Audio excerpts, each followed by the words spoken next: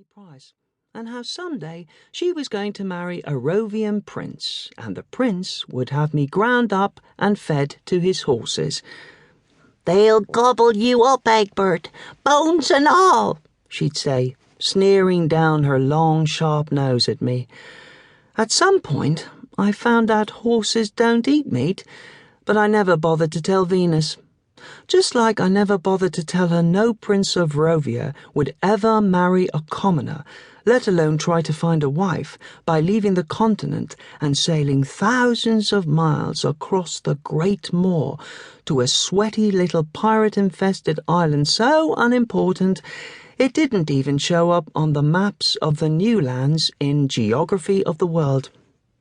There was no point in telling her any of that, because Venus ignored any fact she didn't like, and the ones she couldn't ignore, she screamed at. And whenever she screamed, Adonis would come running, not because he cared about Venus one way or another, but just for the excuse. And I'd get slugged, unless I got to a tree fast enough. And if I did, he'd stand under it and yell the same fist-shaking curse every time. "Treat a lady like that, I'll have the pirates cut your tongue out." Venus was hardly a lady, except in her own mind. She belched when she ate and picked her nose at the table. And anyway, it was an empty threat.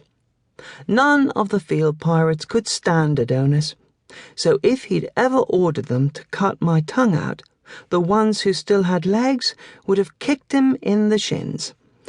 But Adonis wasn't much for facts either, or any kind of learning. I'm not even sure Mr. Such managed to teach him how to read properly.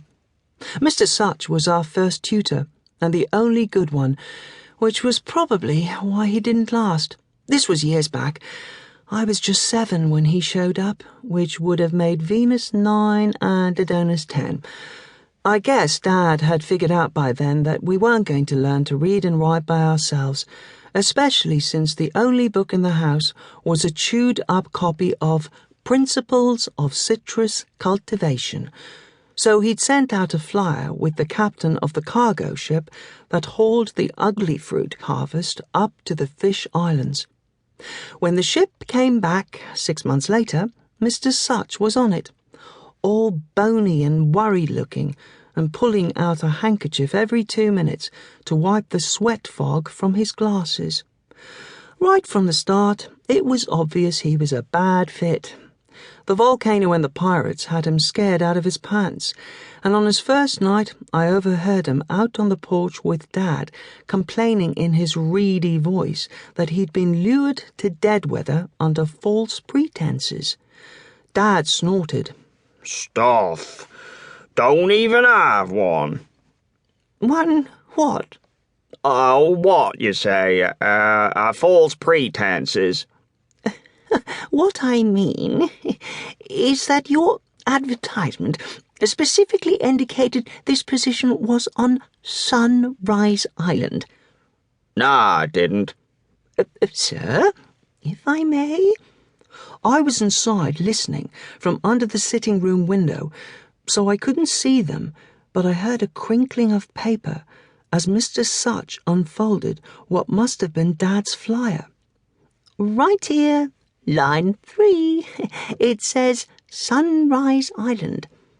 "Nah, look, says roundabout Sunrise Island." "No, that word there, it's roundabout." "What do you think it was?" "I honestly didn't know what that word was." "Now you do. Says roundabout." "That's not even remotely correct spelling." "Quint read it fine." "Who's Quint?" "House pirate. In the kitchen. Got stumps for legs. Smart one he is. Reads and writes." "Look, sir, spelling issues aside, this island is hardly roundabout Sunrise." "What you mean? Head down to the scratch, up a boat, east-nor'east, catch the wind right, be there in 3 hours. That's roundabout, seems to me." "Well, I'd very much like to do that."